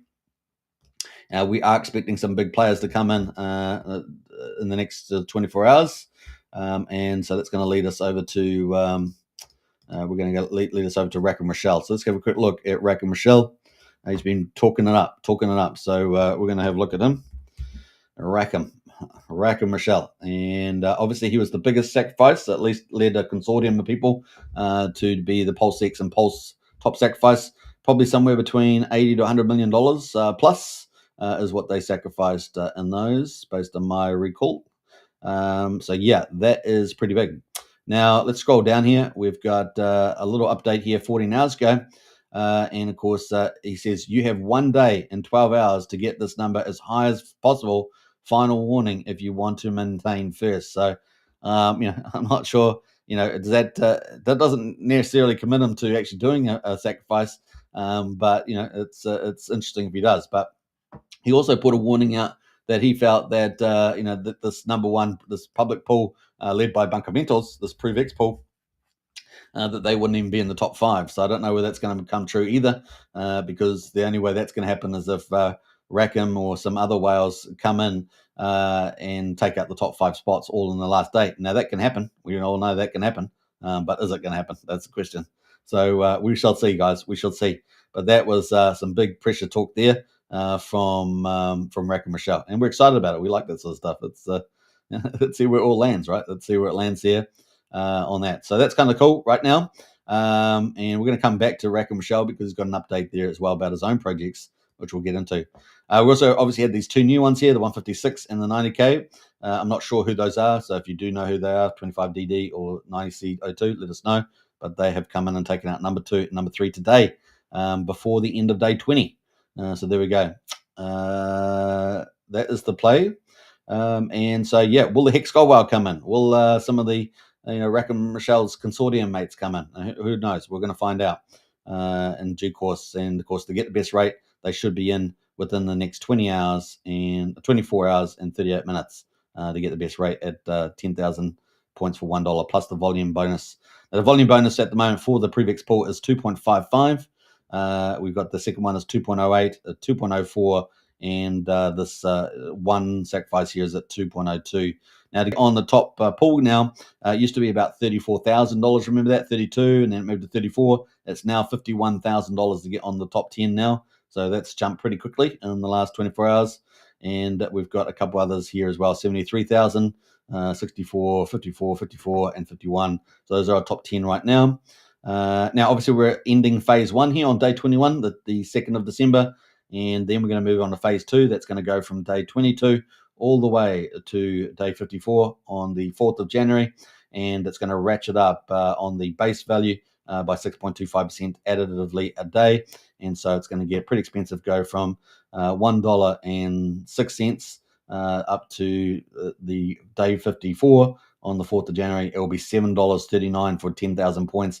The volume ranking bonus will still apply, but once we move over into day 55, into the third and final phase, then the volume bonus disappears and the flat rate of 75% exists, and it goes from $3.85 all the way through up to the last day, day 59, of $10.01. So obviously everyone wants to get in today, right? Or to less than the next 24 hours, get that sweet base rate, because you're going to be playing 10 times more by the time you get to the end of it here on the January there, and not get a volume bonus as well. So that's pretty cost effective there. Now we're obviously expecting the OA to come in, and all things equal, based on past behavior, Richard likes to control the supply, and we should expect that to come in here as well and take up 85 to 95% of supply there. So we'll see what happens, and see whether a lot of the ETH pops up there as well to do that. All right, now we're assuming no other changes to the sacrifice process, right? Because anything could change. Anything could change, right? So we're expecting, will PulseChain assets be added? All sorts of crazy stuff. I mean, anything is possible, right? Anything is possible, because once the money's in, and you can do whatever you want. But consistency has been something we can go on. So we'll assume nothing at the moment, but just to put that out there, it's always possible. So, and on the website, we got a little bit of update about when the tokens will drop, and it'll be burning before the protocol goes live, all that sort of stuff. We don't know the status of all the technology. Presumably it's already been built after all this time. One would think so, right? One would think so. One would think so. But we'll see. We'll find out. Now, also, people might get the tokens. Is there going to be any locking or staking or, auto staking or anything like that in there as well? There's lots of different things that could play out to amp out the volume, to make the token much more pumpamental than just launching, just airdropping people tokens and having the burning mechanism operate through the technology. So we'll see what other things are out there for that. Lots of questions, but not many answers at the moment. All right, so that is the play. Now, in terms of the total recent pulls, we've had 5.4 million from Ethereum. So that's 5.4 out of 7.15. And then we've got 1.4 million from PulseChain, which is obviously, that money could have, arguably been put on PulseChain. Now, some of this 5.4 million may have routed through the bridge as well. So it could be PulseChain stuff too. But that's kind of where we are. BSC at 114K, base at 62K. So we do seem to have, this is kind of a little bit of a sign that PulseChain does have some connections into BSC and base. Obviously, we've got bridges that swap in there, but it's also interesting to see the amount of money coming into those chains. So if you're a dev out there, then maybe these chains are an obvious ones. If you're going to go multi-chain, these are your low-hanging fruit, right? So it's got a little bit of information stuff there, I would argue, with BSC and base. Arbitrum there at the moment, 44K, Solana 41, Monero 24, Bitcoin 15.5, and Polygon moving up there, 13.5 as well. Ripple 4,600, Cardano 4,000, Optimism 3,000, Avalanche 3,000, Bitcoin Cash 2,500, Tron there 2,300, Zcash 1,300, Sonic 1,000, Dogecoin there $700, Stellar $300, Dash is $140, Litecoin 133, Blast 46, and Plasma 33. And then we got that little monad sacrifice. Remember that one sacrifice, $5. We didn't know what it was yesterday, remember? But apparently it's $5. So 51,000 points at the moment. Good old monad. Who is that? Own up if that was you. Let us know in the chat if that was you. it's probably Fast Abdul. It's probably Fast Abdul. We got a few other chains here at the moment that have been added in. And we used to have 3, right? But now there's a few extras here. And they're all 0. So we've got Vera Chain, Katana there. And anyone watch Halo? Katana the AI, I guess. Mega ETH and World Chain in there as well. No sacrifices there at the moment. There's a few more added. All right, so counting down 33 minutes. Are we going to get a big jump in this balance amount? Let's do a refresh. How are we doing for time? We're up to an hour and 10 minutes. So I'm not sure we'll be there for quite the end of the day, but maybe we will, because we're going to come and do the monster thread, and we'll come back and check and see if that's jumped up much at all. All right, so that is the play there on the old ProveX. And ProveX pool is the #1 pool. And if you were going to go in, that's probably the one I would suggest going into. The people have decent reputations, the PH University and the Buckamentals. But once again, it's all up to you what you want to do, and no financial advice. Do your own due diligence. But this is the way of getting, at the moment, the top sacrifice pool rate, and it will just depend on you're happy to go through a third party, which is the irony of it all with the pools, right? The irony of the third party, given that this technology is to get rid of the middleman, So that is, but the rate at the moment, 2.55 multiplier there. All right, so that is the place there at the moment. ProveX pool, #1 pool winning there at the moment. But will Rack and Michelle come in and do the bash there? Now let's quickly go into Rack and Michelle while we're here. And we got an update only 31 minutes ago. So hot off the press as well. Man, we're having a good run here. All this hot off the press news on the Crypto Night Show. Right, we got launch Coin Mafia guy launching Coin Mafia. Woo-hoo-hoo! Now, it looks like Coinwell being held back because of the market sentiment, is my guess. I'm sure they probably would have launched it if we'd been pumping. But who wants to launch a heavyweight protocol until the market turns around and you get that sentiment change? Maybe after the 10th of December when we get the Fed cut. That all goes through. The market starts racing from the bottom after a massive pullback. You lower base, and you can rally the heck into the end of the year. That's the idea, and that would be great for new big heavyweight protocols like Coinwell, like Vault 369, and any other projects that are launching this time. Now, launching Coin Mafia, the fairer, smarter token launchpad on Crypto Mafia. Let's have a look at the website. There's half the press too, guys. Tired of getting sniped, taxed, and rugged in token launches? We're flipping the script with zero BS mechanics built for serious traders. Here's the alpha. #1, 0 fees on buys, straight 0% tax forever. Every cent you throw in hits liquidity, no dev cuts, no hidden skims. #2, guaranteed fair pricing. We bootstrap the floor from buy #1 with algorithmic price stabilization. Bots can't dump on you at dirt cheap entries. Everyone starts on an even footing. There's no more FOMO wrecks from a 3-second delay. That's pretty cool. Engineered for epic pumps, tighter graduation thresholds, and cap total supply force genuine demand. This weeds out rugs early, setting up for those 100x moonshots backed by real volume. Create a fair shot. Devs can lock in the first buy, capped at 10% supply, to avoid their own token getting front run. But hard limits prevent whale dumps, pure meritocracy there. True multi-chain mastery, seamless on every major EVM chain, ETH, Base, BSC, Arbitrum, Polygon, AVAX, Pulse, and beyond. No chain silos deployed where the liquidity flows. We cover them all. So very cool there. Universal DEX compatibility hooks onto all Uniswap V2 forks like Pancake, Quick, Spooky, Trader Joe, Sushi. We're talking battle-tested liquidity pools, not some niche experiment. #7, pioneering and smart refunds. If it doesn't graduate within 7 days, liquidity auto refunds pro rata to holders on chain. Transparent, sold for gains. You're out, no gaming. Forget your bag, still protected, first in the game. What sets Crypto Mafia apart? 0% buys, anti-snipe floors, full EVM DEX support, capped fair allocations, demand-driven pumps and retail safeguard refunds there. This isn't hype. It's engineered edge. You can dive in shortly. So that's Crypto Mafia there. So pretty cool there from the team. So awesome stuff. And we're going to check out the website. Covered on live stream. Covered on live show. Just now. Hot.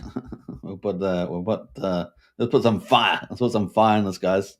So we're liking this. We like this. See, I told you, man. Even though the chart's down, we got the ProveX on at the moment, but man, we got some really good stuff launching at the time. So it's kind of cool, and we're about to launch, imminent launch there. So let's go to the website and let's check it out. Did I hit the repost? I think I did. Yeah. All right. So let's go to the repost there. Oh, we got a blank photo. So this is about to launch very soon. So keep a lookout for this, guys. I'm very excited about this. Now it's just got the website here at the moment, but we are very excited about this coming up. So there we go. We've got the URL, but nothing else. We've got the new. So we're going to keep a lookout for that. That's coming up, and it's going to be fun. It's going to be fun. All right. So let's jump away from that and get into the monster thread. This has just come out, and we're excited about it. We're excited. So monster thread just come out. MVS Crypto working hard on this. This is monster thread number 30, and it's the hottest weekly news on PulseChain over the last week. So let's check it out. And it's just was out 17 hours ago, so we're going to go through it at the moment. So Richard's Thanksgiving is the lead title there. Magic of Crypto, PulseChain's media coverage, and much more. So we're going to get into that. Richard's Thanksgiving. Richard, over the last week, wished Thanksgiving to all the community, while others in the festivities included Maddie Allen, Christy Todd there, Papa B, Hex Kong, Psychics, and Crypto Bella, and many others. There were a lot of people pushing out Thanksgivings, obviously, in the last week. So a really, really big celebration there. So big shout out to the community. Grow your bags. SMO Spider shares a video with RH Max and Neil for Crypto on how to double your PLS with True DeFi on PulseChain. So there's another project that's about to launch soon on the old PulseChain too. The test run did a 2x on day 6 and 7 using 82 wallets with 100,000 Pulse. And of course, RH Max there and Neil Patici is there going through that protocol for True DeFi about to launch soon. So check that out. They're great pillars of the community, as they say on here. All right, so Magic of Crypto, Whitney Magic. Now, Whitney Magic, who also is a real free spirit in the PulseChain community. She had the Magic of Crypto reaches rank number two on Rising Crypto Substack. Whitney writes detailed monthly crypto analysis, institutional adoption, macro patterns, and industry insights, which I didn't know she did. So that's kind of, I always thought she was traveling all the time, but that's really, really cool. Number 2 on the Substack. So congratulations to Whitney Magic.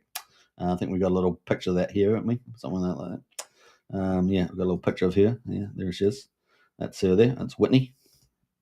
It's always good to put a face to the news, isn't it?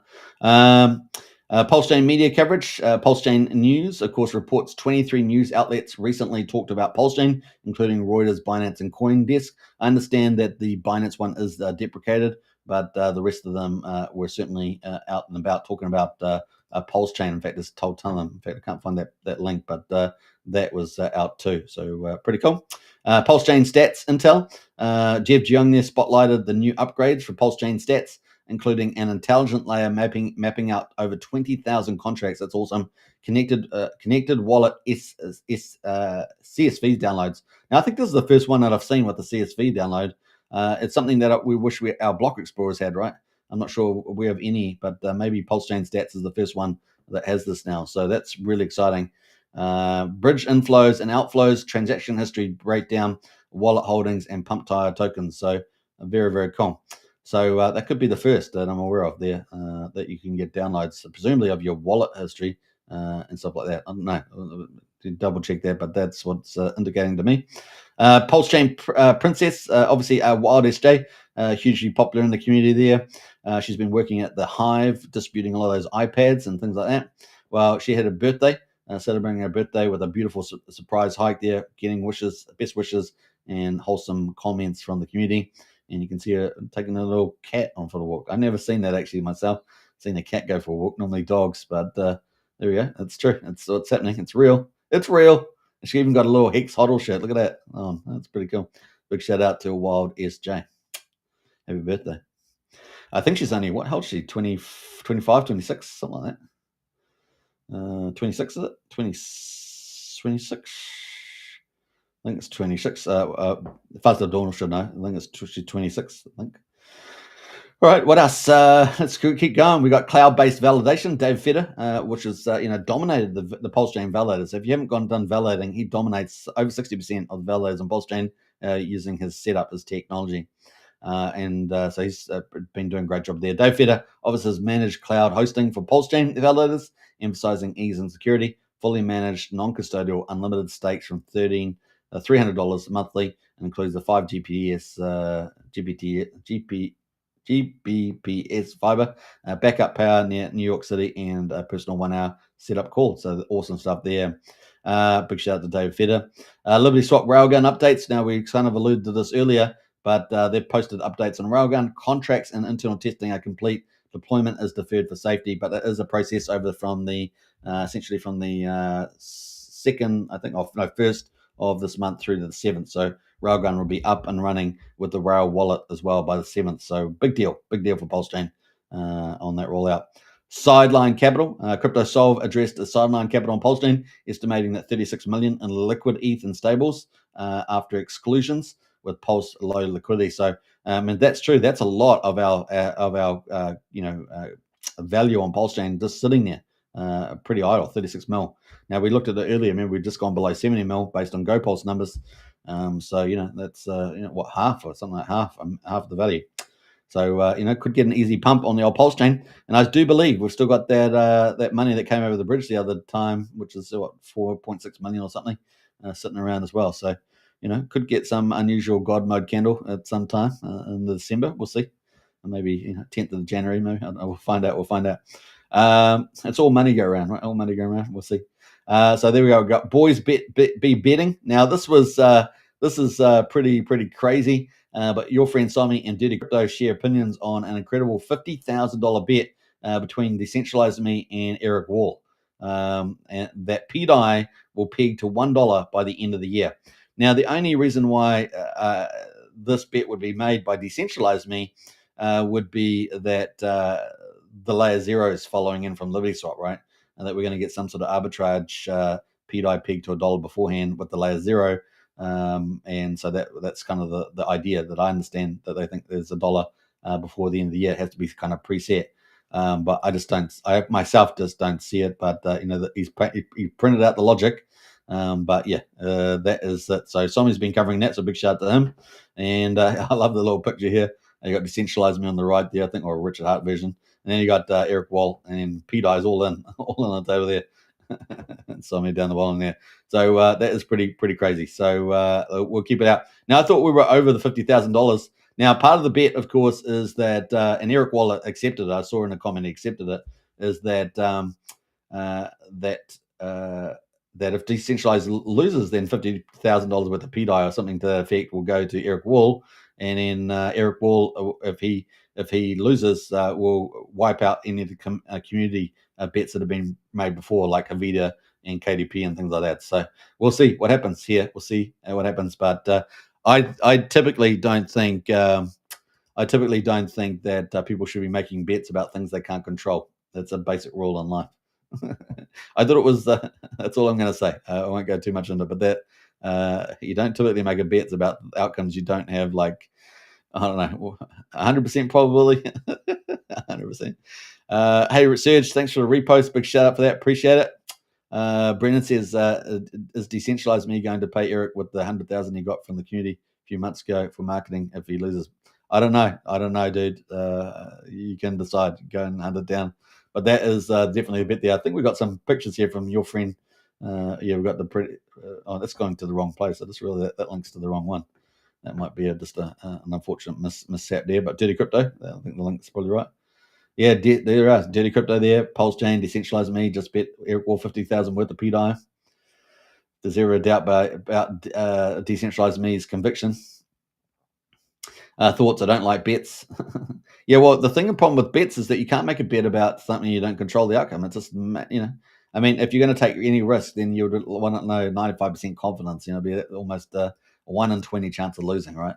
That's how certain you want to be, between 95% and 100%. So I don't know. It's don't know why people in the PulseChain community make these bets. But I think it's a nice gesture from Decentralized Me if he does win, that the community debts get wiped out. But it's not so great. The prophecy comes to fruition. We already win and have revenge against everybody. Not wise to speak in certainties, as we don't know the true timelines. Eric Wall is able to hedge his bet by buying PDI. That's true. And this is called a trick bet. And of course, the Eric Wall always looks for the hedge, right? Always looks for the hedge there. I'll link to a Richard Hart post for reference. The past Eric Wall has won trick bets versus KDP and Havida, which they were unable to pay back. Now, I think that the bets that they made were just not. You just wouldn't make it. This was a very just really risky. So I don't know. It is what it is. In this situation, Decentralized only took it upon himself. There are many variables, possibilities, etc. I'll end with Socrates' quote: "The only true wisdom is a knowing you know nothing." There we go. So that is the play right now. I don't know if we've got anything else in there, but it is. It's a big deal there. We'll see what happens. Now, Go Real DeFi had its 2-year anniversary, so RH Max there celebrated that for Go Real DeFi. Congratulations to them. Originally launched to simplify onboarding amid IPFS shifts. Now go-to site for one-click access to official Hex, PulseX, and Pulse apps. So it's kind of cool. Marketing tablets discussion. Fast Abdul discussed Richard Hart's promotional LCD tablets for PulseChain and a potential grassroots marketing for onboarding, while encouraging the community to volunteer for helping with the Hive. So obviously, a lot of people have been helping out with that. And we mentioned Wildest Day earlier. Now he speculates that 10% of tablets have been distributed so far, which is an interesting number there. So check that out. That's Fast Abdul. October Hex report, Ben Sierra there. Now, Ben Sierra is putting out a lot of cool reports. So he's one of our 3 what I call analytical influencers, along with Crypto Solve and another person that I always forget the number of. But Ben Sierra there, another reported stake, steady Hex stake in there, 3,000 new stakes. Isn't that pretty cool? 6 billion total staked across the chain. That's pretty neat. Average principal, 1.4 million. So some nice data there from Ben Sierra. Go check out those Hex reports. He does a lot of good stuff around there. PulseChain hit another milestone. Now, last time we talked about PulseChain in the Monster Thread, they'd hit $100,000. Now they've hit $250,000, even in the current climate, which is pretty cool. But PulseChain is slowly sneaking up on everybody, guys. So I wouldn't ignore it. They are a pretty emergent DeFi on PulseChain and launching lots of cool stuff, including commercial stuff for commerce and stuff like that. So keep a lookout for the old PulseChain. And I understand the eligibility for the airdrop is still in play. I think there's still another 600 or 700 spots left. So if you do activity on there, you may participate. Go check it out. All right, the next one, of course, is liquid loans. Now they've been out doing lots of conferences. We've seen them in multiple Monster Threads, doing lots in Asia. I think they're moving towards Europe, if I remember rightly. But they've also celebrated their 2-year anniversary for the liquid loans protocol. Obviously, the 3rd biggest sacrifice on PulseChain, about $52 million. And they've set up liquid loans, Fetch Oracle, and I think PulseChain Safe is the last. I think I finally remembered PulseChain Safe, the multi-sig protocol. So there's 3 protocols, but Liquid Loans itself is up for 2 years. Apparently 10,000 plus users have used the protocol. So, I mean, it's pretty successful. And that's Crypto Crazy, the CEO there. So big shout out to the team there. Congratulations. Finally, we wrap up with BTC dominance topping out. So Khaled on Crypto, a PulseChain influencer out there, analyzed BTC domination topping amid end of quantitative tightening, which is technically today in the US, December the 1st. So we're expecting potentially moving to neutral to easing, what they call easing or expansion of money supply. And so we get an interest rate cut and expansion of money supply.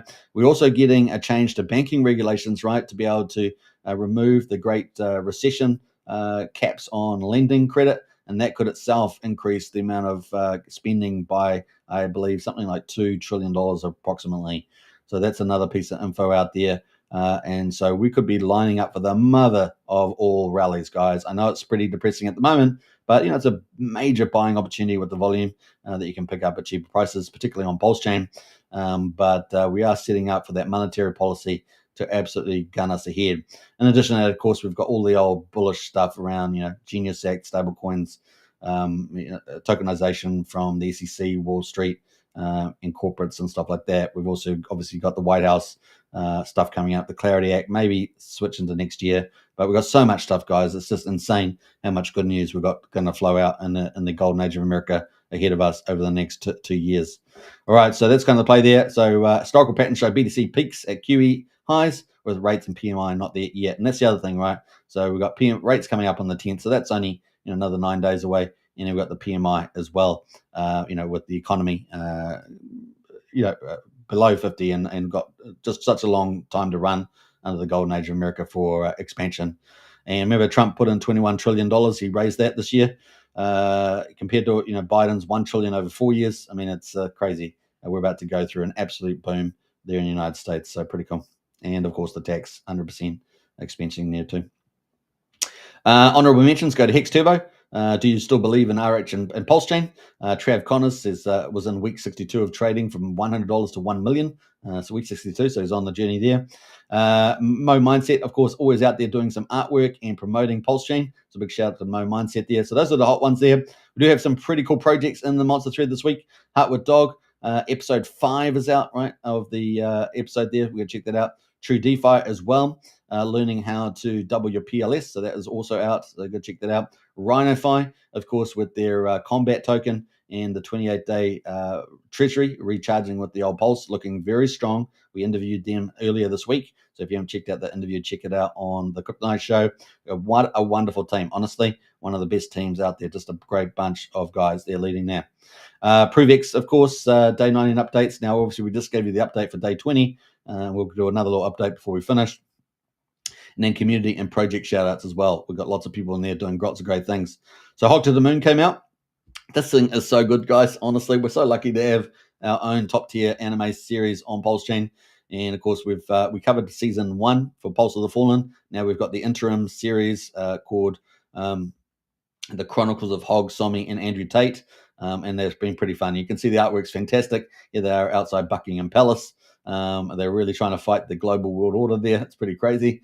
And yeah, so lots of 5 episodes out of 6 so far have come out. So we've got 1 more to drop coming up.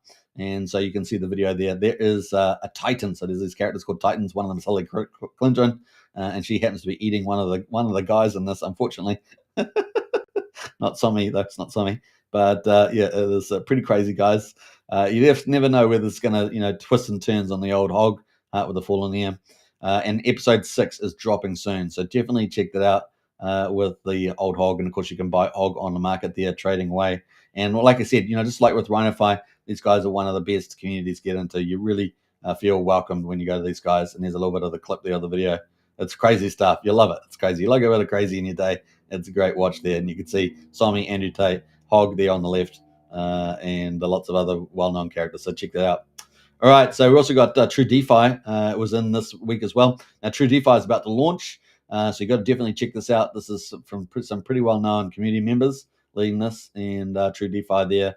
It's got a really good post, so you want to check that out with their stuff. Their Sustainable 2x and Pulse for users there.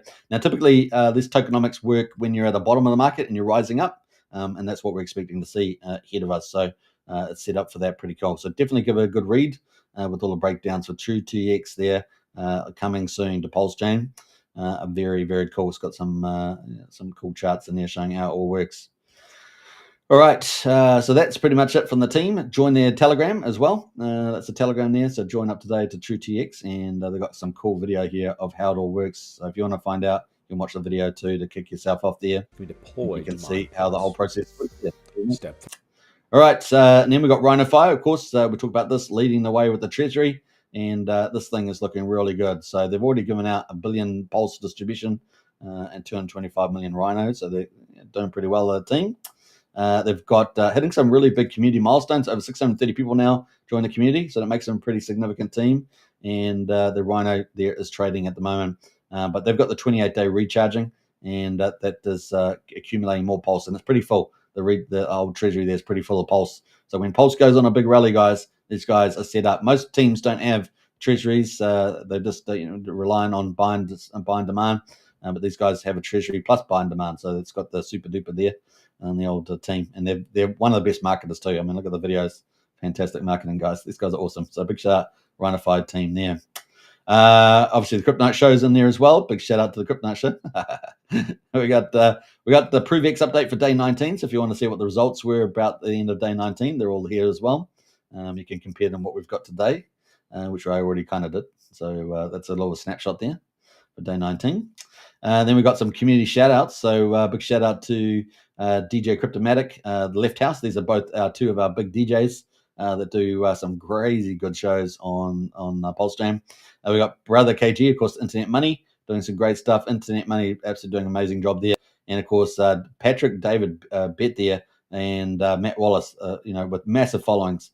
I mean, we're talking about, almost 4 million followers between the two, in support of Internet Money. So I think that's really, KG's doing some amazing stuff there. That's will really take off. Special shout out to Tam Tam, and of course also Hex Lotus. Big shout out to Hex Lotus out there, and I appreciate Hex Lotus doing a few reposts yesterday on the channel. So thank you for that, and Somi as well, also doing good stuff there. Now some of the we've talked about people, but some of the projects we've obviously got Gerardo out there building lots of different protocols, and he has helped with Cypress here. So you're definitely going to check out all his websites. Got lots of utilities there, and we also got Zero Trustless as well. He built that website. And Zero's doing a lot of cool stuff like movies and news and stuff like that. So keep a lookout for the Guardians of DeFi Zero Trusts. And then finally, we've got Indican there making movies, guys, on PulseChain. Is Tom Peter Gill and Carrera Georgia there as well, and T Doctor there as well. So doing some cool stuff there around movies. So we've got so much stuff on PulseChain, guys. Look at that, movies, cool websites, animations and stuff like that, news. It's really cool. We talked about anime. We've got so much stuff happening on PulseChain. So that is the Monster 3, guys, for number 30. So big shout out to MVS Crypto, working hard on that every single week there. I'll post the link to that in the chat there and check it out. So Monster Thread number 30. Monster Thread number 30. 30 weeks of the Monster Thread, guys. You can go back and look at the history of PulseChain over the last 30 weeks and see all the cool things that people have done and all the cool things that projects are doing as well. So check it out, Monster Thread number 30. Great for onboarding new people. And if you're busy during the week, great for catch up, right? You can find out all the major stuff that kind of happened there on that. So kind of cool. Now it doesn't always include every single stream that everyone's done, something like that, but it's got most of the good stuff in there. So you're not missing out much. All right. So that is kind of cool. That is the Monster Thread. Let's jump back to the end of the day here. Oh, we've had a little bit of a jump. Look at that. Woohoo! 7.22 million. We had a little bit of a jump there. What was it? 7149. It's gone up a bit there. What's that? 70 gain, over 70k increase just in the last 25 minutes as it ends the day for the ProveX sacrifice. That's crazy. 6 minutes to go, guys, to the end of day 20, and then D-Day. I'm calling it D-Day. it's the day 21, and it's the day the day that may live in infamy. Infamy. They live in infamy there. We're 144 billion points, 8,451 sacrifices. The top dog there at the moment, 3,260,000. Number 2 there, a new one in the house, 156k and 90k for number 3. So that's in the play there. I don't know whether one of these are Rack and Michelle's or not, but that's in the play. And then we've also got number 4, which is the the $1 one there from Ian Heinisch and B Roots. It's 80k there. They've got a little bit more in the vaults. The volume has definitely tapered off on that token, and so it's got a bit less than they were doing before on the 5% tax. And then we've got many other players in there at the moment. Over $50,000 to get in the top 10 right now. And we're heading into the biggest day for sure, excluding anything that Richard does or OA wallets. 1 day and 5 minutes. Ticking away there, 5 minutes. We might as well stay on live and just see what the final result is, since we're already gone way past my normal time frame of an hour and 15. We're at an hour 40 minutes. So we might as well go to an hour 45 and finish in style with the old ProveX. What a show, guys. How much stuff we talked about, man. Lots of good stuff. Now, charts are down. It's a buyer's market, and, man, you can pick up the mad gain volumes. You just have to hold on to it and let it do its thing. Look, Tom Lee there earlier, still very bullish post maybe the 10th of January, maybe even before it, leading into a big hyper rally there. Moving into monetary policy as well. That's the key. I'm a big monetarist myself.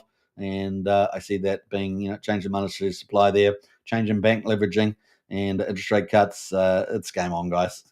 And then we add in all the fundamentals around the White House, state investments, corporate investment, institutional investments, and 401ks, directed out 401ks, all that sort of stuff, sovereign states around the world, and the banking changes to collaterals. It's game on. It's going to be huge, going to be massive, mega. All right, so that's the play right now. We've got 4 minutes and 26 seconds to go. TikTok, it's time to rock, as they say. TikTok, it's time to rock. Crowd goes wild. Thank you very much. Thank you very much. All right, we're going to just wait it out here. Let me know in the chat there if you've got any comments. Don't forget to smash the subscribe button on YouTube. We're streaming on 3 YouTube channels at the moment: The Crypto Night Show, Superman Crypto, and PulseChain X. And also on X itself, so don't forget to smash the follow up there. If you haven't joined our strategy club, highly recommend it. It's only $35 a month, fantastic value, and we're passing intel in there all the time. That is only just over $1 a day, so join up today on that, and we'll see you there. All right, ticking it down, 3 minutes and 42 seconds to go. Let's do a refresh of the browser, and let's see how we're going here. Now, will the big whales come in the next day? Will Rack and Michelle? Will Hex Godwell? Will Rack and Michelle's mates come in? Will the Saudis come in? Who's coming in? Who's coming in, guys? We've got 24 hours. It's going to be what's going to happen to the charts, that sort of stuff. So at the moment, remember, this is a flashback. PulseChain at the moment, $1.4 million is definitely, definitively, these are bridged in stables, right? So we can check it out: USDC, DAI, Wrapped ETH, USD Tether, and Wrapped Bitcoin. These are the ones that have gone into sacrifice from the PulseChain side. And so, that could have been pumping into the PulseChain. Could have been. I wish I had the pump calculator up, but I don't have it up at the moment. And I can't remember which one I was going to use. But it is there as well. Does PulseChain Stats have one? PulseChain Stats have a pump calculator? Someone like that. Yeah, I'm just trying to think now. I think PulseChain Stats maybe. That is $1.4 million that has gone into the ProveX pool. That could have been on PulseChain, and that would have been some sell pressure.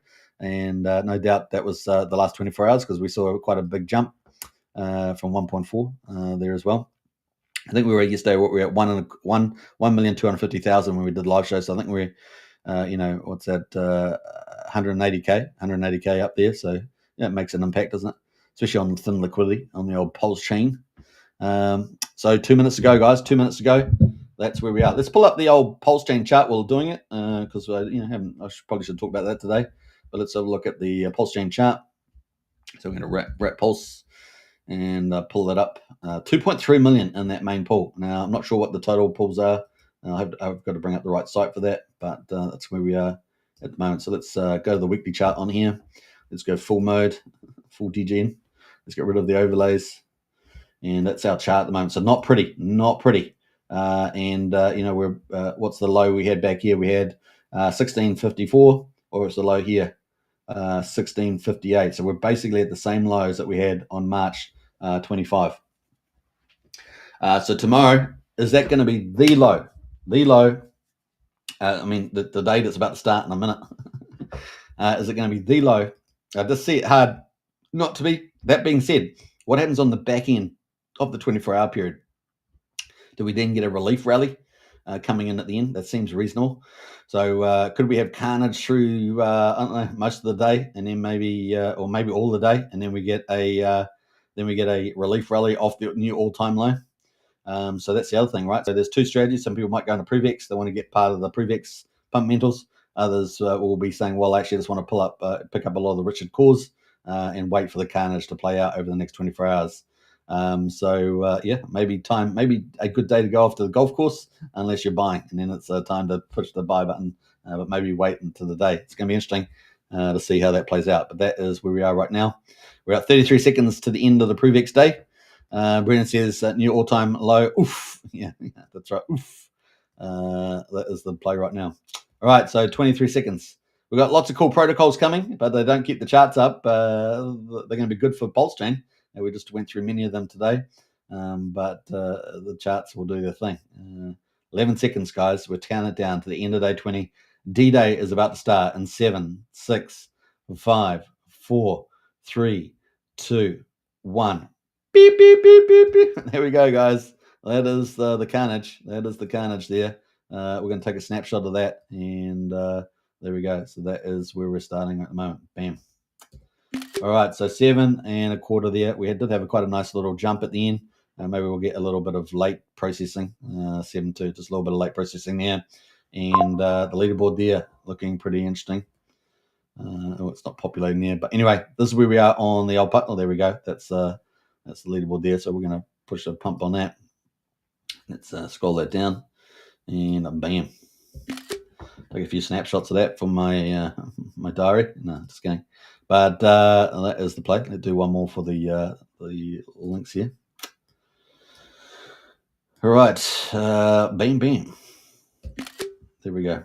All right, so those are the 3 ones there. That is the end. So we're on D-Day, guys. D-Day, day 21. OMG. day 21. What the hell is going to happen to this chart, guys? Let's have a look at the day chart. Let's have a look at the day. And it's auto-logged that. What is that? So, yeah, the low of the day was 1658. It's pretty much the same low as March date that we had way back here, which was 1654. So it's only just a fraction higher. Was it 16 thousandths higher or something like that? And here we are on the day. So let's see what happens. Setting a new low there. The bandage ripped off well and truly. And is it time for glory after that?